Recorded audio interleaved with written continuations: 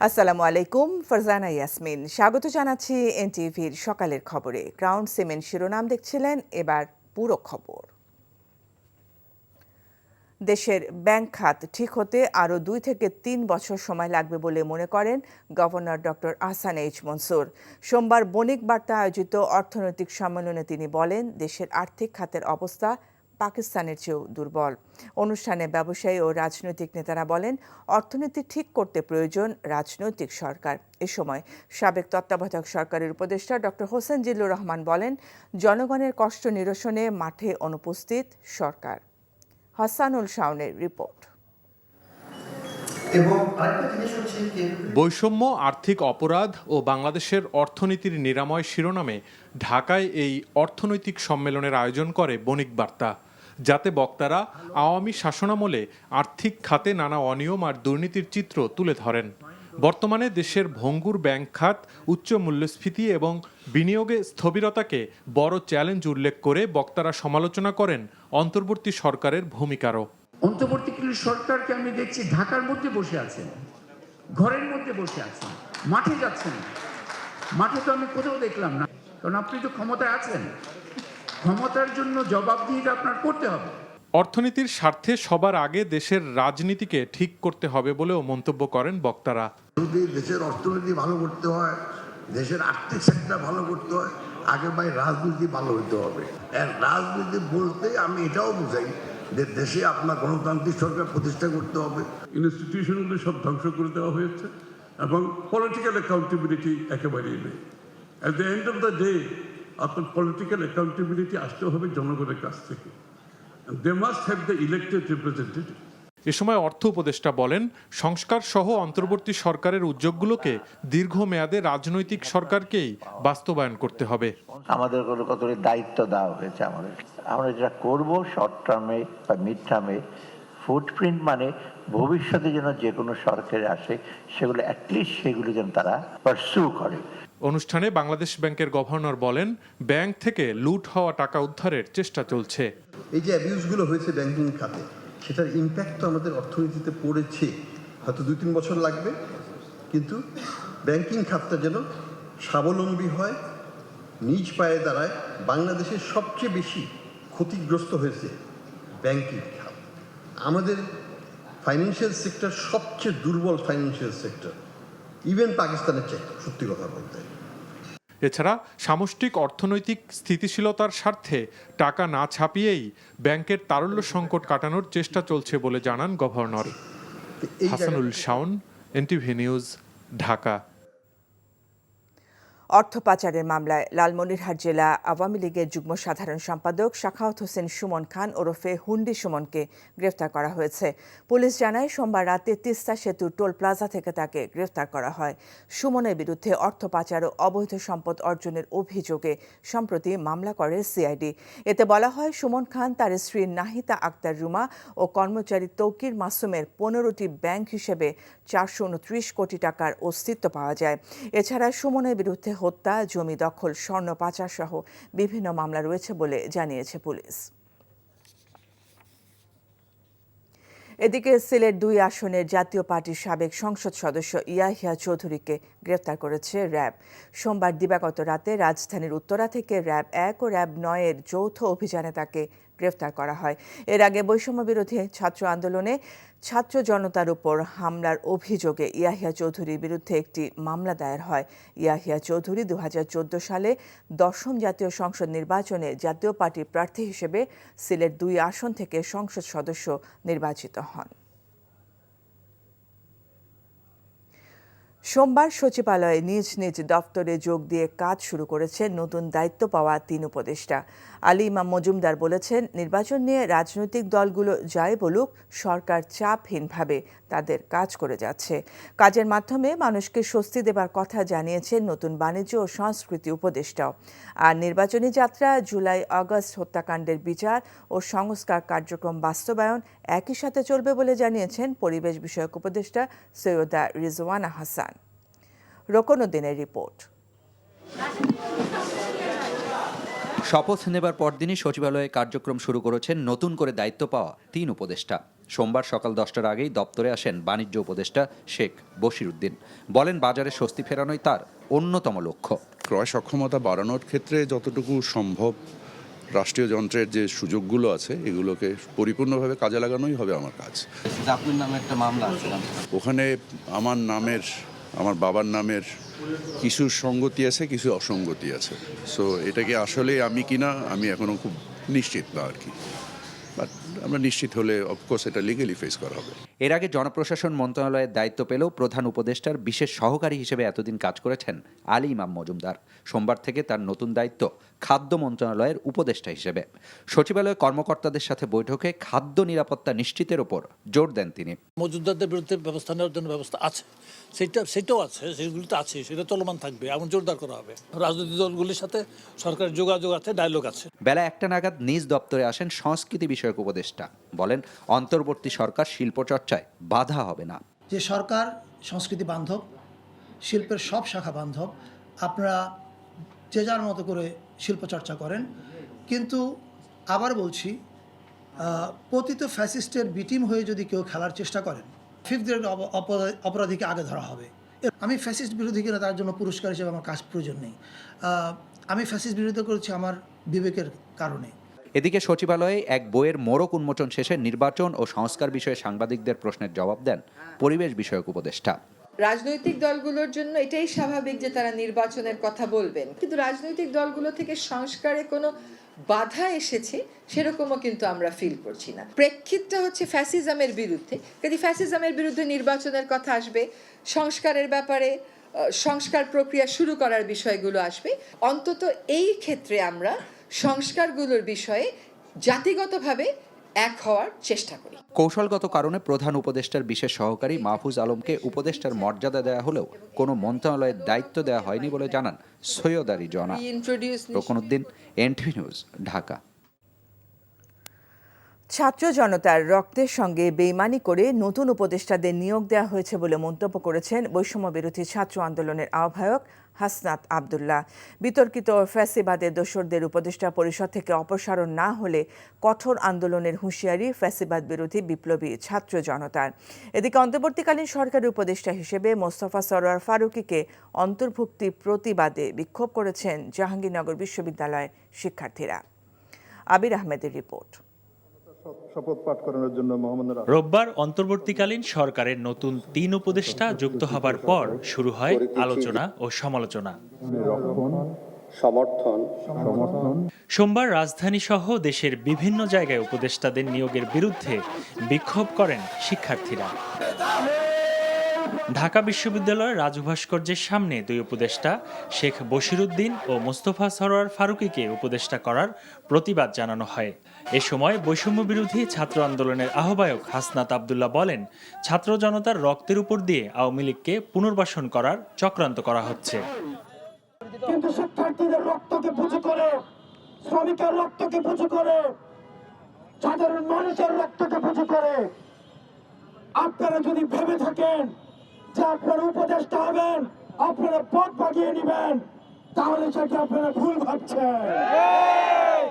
আমরা স্পষ্ট করে বলতে চাই, আমরা জানতে চাই কাদের প্রেসক্রিপশনে এই আওয়ামী দোসরদের পুনর্বাসন হচ্ছে। জাতীয় প্রেস ক্লাবের সামনে বিক্ষোভ সমাবেশ ও মিছিল করে ফ্যাসিবাদ বিরোধী বিপ্লবী ছাত্র জনতা। বিতর্কিত ও ফ্যাসিবাদের দোসরদের উপদেষ্টা পরিষদ থেকে অপসারণের দাবি জানানো হয়। এই ফারুকীর কর্মকাণ্ড আপনারা দেখেছেন 13 সালে, 14 সালে, 17 সালে অসংখ্য ফেসবুকে তার স্ট্যাটাস হয়েছে এই আওয়ামী লীগ ফ্যাসিবাদের পক্ষে। কিসব আওয়ামী লীগের বিভিন্ন এমপি মন্ত্রীদের পাশে ছিল। আজকে সেই ফারুকীকে উপদেষ্টাদের খাতায় নাম লেখানো হয়েছে। বিক্ষোভ হয় জাহাঙ্গীরনগর বিশ্ববিদ্যালয়েও। শিক্ষার্থীরা অন্তর্বর্তীকালীন সরকারের উপদেষ্টা হিসাবে মোস্তফা সরোয়ার ফারুকীকে অপসারণের দাবি জানান। আবির আহমেদ, এনটিভি নিউজ, ঢাকা। অন্তর্বর্তীকালীন সরকার দীর্ঘমেয়াদে ক্ষমতায় থাকার পরিকল্পনা করলে বিএনপির সমর্থন হারাবে বলে সতর্ক করেছেন দলটির স্থায়ী কমিটির সদস্য অবসরপ্রাপ্ত মেজর হাফিজউদ্দিন আহমেদ। অন্যদিকে দলের স্থায়ী কমিটির আরেক সদস্য আব্দুল মঈন খান বলেছেন, আন্দোলনের প্রথম ধাপ সফল হলেও সুষ্ঠু নির্বাচনের মাধ্যমে জনপ্রতিনিধিদের হাতে ক্ষমতা হস্তান্তরের আগ পর্যন্ত সংগ্রাম চলবে। শফি মাহমুদ সাগরের রিপোর্ট। রাজধানীর ঢাকা রিপোর্টার্স ইউনিটির মিলনায়তনে মুক্তিযোদ্ধা দলের সভায় হাফিজ উদ্দিন অভিযোগ করেন, অন্তর্বর্তী সরকার দীর্ঘকাল ক্ষমতায় থাকতে চায়, যা দেশে গণতন্ত্র পুনঃপ্রতিষ্ঠায় বাধা হয়ে দাঁড়াচ্ছে। উপদেষ্টা পরিষদে আওয়ামী লীগ সমর্থিত ব্যক্তিদের বসানো হচ্ছে উল্লেখ করে শঙ্কা জানান তিনি। আমরা ডক্টর ইউনূসের সরকারকে সমর্থন করেছি, ভবিষ্যতেও করব, কিন্তু আজীবন ক্ষমতায় থাকার চেষ্টা করবেন না, 10-20 বছর থাকার চিন্তা করবেন না। এই 16 বছরে অনেক হালুয়া রুটি খেয়েছেন, অনেক অপকর্ম করেছেন, তারা বহাল তবিয়তে যার যার জায়গায় বসে আছে। ফ্যাসিস্ট আওয়ামী সরকার পতনের আন্দোলনে শত শত বিএনপি কর্মী হতাহত হয়েছেন উল্লেখ করে তিনি অভিযোগ করেন, ছাত্র নেতারা বিএনপি নেতাকর্মীদের ত্যাগকে অস্বীকার করছে। ছাত্রদের কর্মকাণ্ডে মনে হয় তারা আমাদের সন্তান তুল্য, মনে হয় তারাই দেশটা স্বাধীন করেছে, আর কেউ এখানে অংশগ্রহণ করে নেই। এদিকে রাজধানীর জাতীয় চক্ষু বিজ্ঞান ইনস্টিটিউটে ডক্টরস অ্যাসোসিয়েশন অব বাংলাদেশ ড্যাব আয়োজিত জুলাই আগস্ট বিপ্লবে আহতদের আর্থিক সহযোগিতা ও পুনর্বাসন কার্যক্রম উদ্বোধন অনুষ্ঠানে বিএনপির স্থায়ী কমিটির সদস্য মঈন খান বলেন, নির্বাচিত সরকারের হাতে ক্ষমতা হস্তান্তরের আগ পর্যন্ত বিপ্লব সফল হবে না। বাংলাদেশের মানুষের কথা বলার যে অধিকারের আন্দোলন, সেই আন্দোলনের সর্বশেষ ধাপটি হবে যে নির্বাচনের পরে সত্যিকার নির্বাচিত জনপ্রতিনিধিদের হাতে এদেশের পরিচালনার দায়িত্ব ভার তুলে দিতে হবে। পতিত আওয়ামী লীগ যেন ষড়যন্ত্র করে আবারও সরকারকে বিপদে ফেলতে না পারে, সে ব্যাপারে জনগণকে সতর্ক থাকার আহ্বানও জানিয়েছেন তিনি। শফি মাহমুদ সাগর, এনটিভি নিউজ, ঢাকা। দলের ভারপ্রাপ্ত চেয়ারম্যান তারেক রহমানের সভাপতিত্বে অনুষ্ঠিত হয়েছে বিএনপির জাতীয় স্থায়ী কমিটির বৈঠক। দলের চেয়ারপারসনের গুলশানের কার্যালয়ে সোমবার রাতে এই বৈঠক অনুষ্ঠিত হয়। বৈঠকে বিএনপি মহাসচিব মির্জা ফখরুল ইসলাম আলমগীর, ব্যারিস্টার জমির উদ্দিন সরকার, ডক্টর খন্দকার মোশাররফ হোসেন, অবসরপ্রাপ্ত মেজর হাফিজউদ্দিন আহমেদ, নজরুল ইসলাম খান, ডক্টর মঈন খান, আমির খসরু মাহমুদ চৌধুরী, সালাউদ্দিন আহমেদ, ডক্টর AZM জাহিদ হোসেন উপস্থিত ছিলেন। বৈঠকে সমসাময়িক রাজনীতি সহ বিভিন্ন বিষয়ে আলোচনা হয়।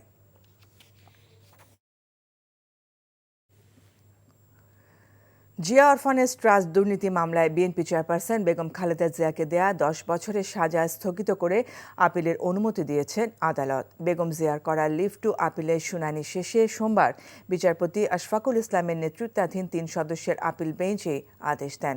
খালেদা জিয়ার আইনজীবীরা জানান, রাজনৈতিক কারণে মামলাটি হয়েছিল এবং সাজাও দেওয়া হয়। আইনিভাবে সব মামলা মোকাবিলার কথা জানান তারা। হাসান জাবেদের রিপোর্ট। জিয়া অরফানেজ ট্রাস্ট দুর্নীতি মামলায় বিএনপি চেয়ারপারসন বেগম খালেদা জিয়াকে 2018 সালের 8 ফেব্রুয়ারি 5 বছরের সাজা ও অর্থদণ্ড দেয় বিশেষ জজ আদালত। সেই রায়ের বিরুদ্ধে একই বছর হাইকোর্টে আপিল করেন বেগম খালেদা জিয়া। আপিলের শুনানি শেষে হাইকোর্ট 2018 সালের 30 অক্টোবর সাজা বাড়িয়ে 10 বছরের কারাদণ্ড দেয়। পরের বছর খালেদা জিয়ার পক্ষে 2টি লিভ টু আপিল করা হয়। শুনানি শেষে আপিলের অনুমতি দেয় আদালত। নিম্ন আদালত বেগম খালেদা জিয়াকে যে 5 বছরের সাজা দিয়েছিল সেটিও যেমন স্থগিত হয়েছে, হাইকোর্ট বিভাগ 5 বছরের সাজা বাড়িয়ে 10 বছর করেছিল সেটিও স্থগিত হয়েছে। এই স্থগিতের অর্থ হচ্ছে বেগম খালেদা জিয়া এবং ওই মামলায় অভিযুক্ত অন্য কারো বিরুদ্ধে এখন পর্যন্ত কোনো মামলা পেন্ডিং নাই, এটা ধরে নিতে হবে। সম্পূর্ণ রাজনৈতিক প্রতিহিংসামূলক প্রতিহিংসামূলক বেগম খালেদা এবং তারেক রহমানকে এই মামলায় সাজা দেওয়া হয়েছে, তারা যেন সেই সময় নির্বাচনে অনুপযুক্ত হয়।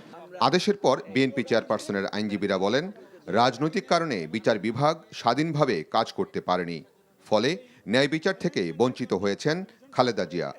আইনত এবং ন্যায়ত বেগম খালেদা জিয়া এই বেল পাওয়ার অধিকারী, তার চিকিৎসা পাওয়ার অধিকার রয়েছে, তার বাঁচার অধিকার রয়েছে, কিন্তু সেই সরকার সেই সময় আমাদের কথা শুনেন নাই, না শুনে বিরূপ মন্তব্য তারা করেছে।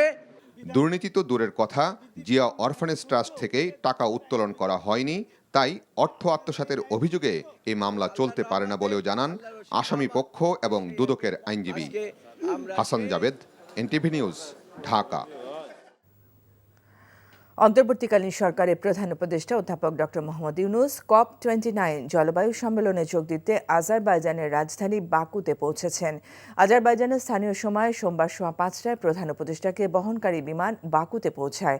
জলবায়ু সম্মেলন উপলক্ষে প্রধান উপদেষ্টা 11 থেকে 14 নভেম্বর আজারবাইজানে সরকারি সফরে থাকবেন। জলবায়ু ঝুঁকিপূর্ণ দেশগুলোর মধ্যে অন্যতম বাংলাদেশ বাকুতে নিজেদের দাবি দেওয়া এবং জলবায়ু পরিবর্তনের কারণে বাংলাদেশ যে ক্ষতির সম্মুখীন হচ্ছে এসব বিষয় নিয়ে বিশ্ববাসীর কাছে তুলে ধরবেন প্রধান উপদেষ্টা। অধ্যাপক ইউনূস COP29 জলবায়ু সম্মেলনের বিভিন্ন ফোরামে বক্তব্য রাখবেন এবং সেখানে অংশগ্রহণকারী গুরুত্বপূর্ণ ব্যক্তিদের সঙ্গে তার বৈঠক হওয়ার কথা রয়েছে। এর আগে সকালে প্রধান উপদেষ্টা ও তার সফরসঙ্গীদের বহনকারী বিমান বাংলাদেশ এয়ারলাইন্সের একটি ফ্লাইট হযরত শাহজালাল আন্তর্জাতিক বিমানবন্দর ছেড়ে যায়। সংখ্যানুপাতিক বা আনুপাতিক নির্বাচনে পদ্ধতিগত পরিবর্তনের দরকার নেই। বর্তমান প্রচলিত পদ্ধতিতেই সুষ্ঠু নির্বাচন সম্ভব। সোমবার আগারগাঁও নির্বাচন ভবনে সংস্কার কমিশনের সভা শেষে সাবেক প্রধান নির্বাচন কমিশনার মোহাম্মদ আবু হেনা এমন মন্তব্য করেন। আগামী নির্বাচন সুষ্ঠু ও শান্তিপূর্ণ যেন হয় উল্লেখ করে তিনি বলেন, শুধু আইন থাকলেই হবে না, আইনের প্রয়োগ করতে হবে। ভালো নির্বাচনের জন্য নির্বাচন কমিশনে যোগ্য লোক দরকার বলেও মনে করেন সাবেক প্রধান নির্বাচন কমিশনার। এ সময় সংস্কার কমিশনের চেয়ারম্যান ডক্টর বদিউল আলম মজুমদার বলেন, আইন কানুন পর্যালোচনা করা হচ্ছে, সংবিধান সংস্কার সহ অনেকগুলো প্রস্তাব দিবে সংস্কার কমিশন। আমাদের তো পলিটিক্যাল পার্টি সীমিত সময়ের মধ্যে এবং সবার মতামতের ভিত্তিতে আমরা কিছু সুপারিশমালা উপস্থাপন করব, যা আশা করি তার সুষ্ঠু নিরপেক্ষ নির্বাচনের পথ সুগম করবে। আরও অনেক বিষয় আছে যেখানে সংবিধান সংশোধন প্রয়োজন হতে পারে। আগামীতে যে সমস্ত নির্বাচনগুলো হবে, সেটা সাধারণ নির্বাচনই হোক কিংবা অন্যান্য নির্বাচন, স্থানীয় সরকারের যে সমস্ত নির্বাচনগুলো আছে, এই নির্বাচনগুলো যেন সুষ্ঠু হয়। যত আইনের যত সুষ্ঠু সংশোধনী করুন না কেন, সবচাইতে বড় জিনিসটা সেটা হচ্ছে ইলেকশন কমিশন ইটসেলফ, নির্বাচন কমিশন। সরকারি অনুদানে বকেয়া টাকার প্রথম কিস্তির 6 কোটি টাকা আগামী রোববারের মধ্যে পরিশোধ করা হবে। সরকারি অনুদানে নভেম্বরের 30 তারিখের মধ্যে বকেয়া 10 কোটি টাকা পরিশোধের ব্যবস্থা করা হবে বলে আশ্বাস দিয়েছেন শ্রম কর্মসংস্থান মন্ত্রণালয়ের সচিব AHM শফিকুজ্জামান। সোমবার রাতে শ্রম মন্ত্রণালয়ে TNZ গার্মেন্টসের 30 জন শ্রমিক প্রতিনিধি, BGME এর নেতৃবৃন্দ ও স্থানীয় সরকারের কর্মকর্তাদের উপস্থিতিতেই সমঝোতা হয় এবং এ সকল বিষয়ে সিদ্ধান্ত নেওয়া হয়। আন্দোলনরত শ্রমিকদের সড়ক ছেড়ে দেওয়ার ও আহ্বান করেন তিনি। এছাড়াও তিনি আরও বলেন, 30 নভেম্বরের আগে কেউ যদি আবারও রাস্তায় অবরোধ করে তাহলে টাকা পরিশোধ করা হবে না।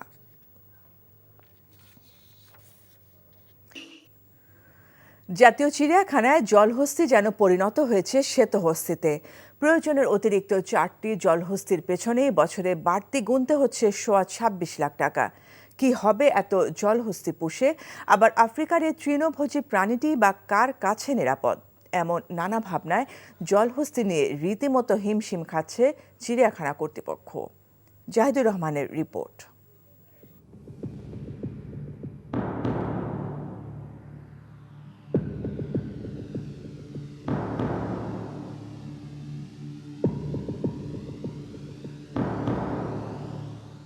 সর্বোচ্চ 60টি জলহস্তী পালনের মতো আবাসন ও জনবলের ব্যবস্থা রয়েছে জাতীয় চিড়িয়াখানায়, অথচ বংশবৃদ্ধি পেয়ে বর্তমান সংখ্যা 11। গাদাগাদি পরিবেশে গুতুগুতি, সংঘাত সব মিলিয়ে নিরাপদ পরিবেশের অভাবে প্রচণ্ড ঝুঁকির মধ্যে পড়েছে জলহস্তী, যা ভাবিয়ে তুলেছে বন্যপ্রাণী অধিকার রক্ষায় সচেতন দর্শনার্থীদের। যে জলহস্তিগুলো আছে এটা আসলে আমার মনে হচ্ছে এই জায়গায় হিসাবে একটু বেশিই হয়ে গেছে। এই জলহস্তিগুলো যে এতটা হিংস্র প্রাণী, এগুলোকে দেখে কিন্তু বোঝা যায় না, খুব শান্তশিষ্ট মনে হয়। বর্তমানে জলহস্তির মতোই ধারণ ক্ষমতার চেয়ে জাতীয় চিড়িয়াখানায় রয়েছে পাখিসহ 10 প্রজাতির 5 শতাধিক প্রাণী, যে কারণে রোগাক্রান্ত হবার বড় ঝুঁকিতে বন্য প্রাণীগুলো। এই খাঁচার ক্যাপাসিটি অনুযায়ী আমাদের থাকা যা উচিত ছিল তার চেয়ে 4-5টি প্রাণী বেশি আছে। এই মাত্রাতিরিক্ত প্রাণীর কারণে এই অ্যানিমেলগুলো নতুন বাচ্চা দেওয়ার দিকে টেন্ডেন্সিও কমে গেছে, আর খাবার দেওয়াটাও এদের জন্য, আমাদের স্টাফদের জন্য একটু রিস্কি হয়ে যাচ্ছে। এমন পরিস্থিতিতে বাড়তি জলহস্তিগুলো বিদেশি চিড়িয়াখানার সাথে বিনিময় কিংবা সাফারি পার্কে হস্তান্তরের উদ্যোগের কথা মন্ত্রণালয়কে জানিয়েছে জাতীয় চিড়িয়াখানা কর্তৃপক্ষ। 5টা জলহস্তি আমাদের বেশি হয়ে গেছে। আমরা এই জলহস্তিগুলোকে যদি বিভিন্ন জায়গায় বিনিময়ের মাধ্যমে বা সরকার মূল্য নির্ধারণ করে যদি বিক্রি করতে পারি, তাহলে এটা আমাদের চিড়িয়াখানার ম্যানেজমেন্টের জন্য একটা পজিটিভ প্রভাব পড়বে। ক্রমাগত খাবার ও পরিচালন খরচ বেড়ে যাওয়ায় চিড়িয়াখানা কর্তৃপক্ষের কাছে বাড়তি এসব জলহস্তি এখন রীতিমতো মাথা ব্যথার কারণ হয়ে দাঁড়িয়েছে। জাতীয় চিড়িয়াখানায় যে 11টি জলহস্তি রয়েছে তার সবকটি জন্ম এখানেই, আর এদের মধ্যে কর্তৃপক্ষ মনে করছে অন্তত 4টি অতিরিক্ত। তারা চাইছে দ্রুততম সময়ের মধ্যে এই 4টি জলহস্তিকে অন্য কোনো চিড়িয়াখানায় হস্তান্তর কিংবা প্রয়োজনে টেন্ডারের মাধ্যমে বিক্রি করে দেওয়া। জাহিদুর রহমান, এনটিভি নিউজ, ঢাকা। শেরপুরে নিখোঁজের 8 দিন পর কলেজ ছাত্র সুমনের লাশ উদ্ধার করেছে পুলিশ। ত্রিভুজ প্রেমের কারণে তাকে হত্যা করা হয়েছে বলে জানা গেছে। এ ঘটনায় গ্রেফতার করা হয়েছে তার প্রেমিকা সহ 3 জনকে। ভোররাতে শেরপুরের সজবর খিলার ফোরকান পুলিশের বাড়ি থেকে সুমনের মাটি চাপা লাশ উদ্ধার করা হয়। এর আগে অবসরপ্রাপ্ত পুলিশ সদস্য ফোরকান আলীর ছেলে রবিন, তার প্রেমিকা ও প্রেমিকার বাবাকে গ্রেফতার করে পুলিশ। নিহত সুমনের বাবার নাম নজরুল ইসলাম। তার বাড়ি জেলা সদরের কসবার বারাক। শেরপুরে পুলিশ সুপার আমিনুল ইসলাম জানান, গত 4 নভেম্বর বাড়ি ফেরার পথে সুমন নিখোঁজ হয়। এক পর্যায়ে পরিবারের সদস্যরা জানতে পারে এক তরুণীর সাথে সুমনকে যেতে দেখা গেছে। তারপর থেকেই সুমনের আর কোনো খোঁজ পাওয়া যাচ্ছিল না। পরে তারা ওই তরুণী সহ অজ্ঞাতনামাদের আসামি করে শেরপুর থানায় একটি গুমের মামলা দায়ের করেন। সেই মামলার সূত্র ধরে পুলিশ প্রথম সেই তরুণী এবং তার বাবাকে গ্রেফতার করে। তাদের দেয়া তথ্য মতে রবিনকেও গ্রেফতার করা হয় ময়মনসিংহ সদর থেকে।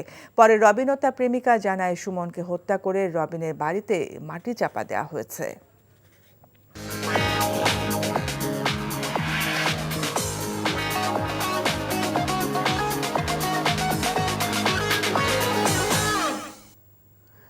নগদ নিবেদিত অর্থনীতির খবর। চতুর্থ শিল্প বিপ্লবের ফলে দেশে প্রায় 54 লাখ কর্মী চাকরি হারাতে পারেন। তৈরি হতে পারে নতুন সম্ভাবনাও, এমনটা জানিয়েছেন বিশেষজ্ঞরা। সোমবার দুপুরে পর্যটন ভবনে উদ্যোক্তাদের উন্নয়নে এসএমই ফাউন্ডেশনের এক সেমিনারে এসব কথা উঠে আসে। তারা বলছেন, চ্যালেঞ্জ মোকাবেলায় দরকার সরকারের নতুন কৌশল ও নীতি সহায়তা। সরকারি সংস্থা A2I এবং আন্তর্জাতিক শ্রম সংস্থা ILOর গবেষণার এই তথ্য উল্লেখ করে তারা বলছেন, শিল্প বিপ্লবের চ্যালেঞ্জ মোকাবেলায় নতুন কৌশলপত্র তৈরি করতে হবে। এই ছিল সকালের খবরে। এই খবরের ভিডিও সহ আপডেট জানতে ভিজিট করুন NTV অনলাইন www.ntvbd.com। এছাড়াও NTVর জনপ্রিয় সব অনুষ্ঠান ও খবরের আপডেট জানতে ভিজিট করুন আমাদের ইউটিউব ও ভেরিফাইড ফেসবুক পেজ। এতক্ষণ সাথে থাকার জন্য ধন্যবাদ সবাইকে।